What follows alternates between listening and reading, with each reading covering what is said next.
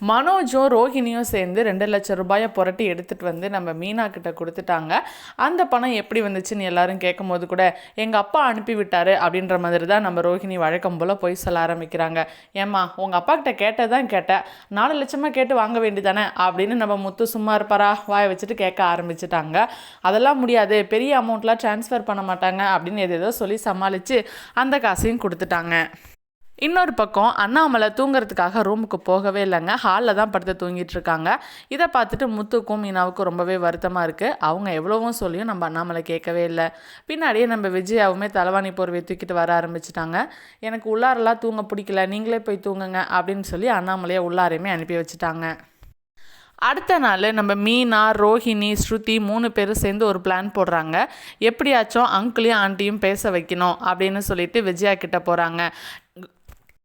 போனது என்னவோ 3 பேரும் தாங்க. ஆனால் அங்கே நம்ம விஜயாவை வச்சு வாங்கினது நம்ம ஸ்ருதி மட்டும்தான்.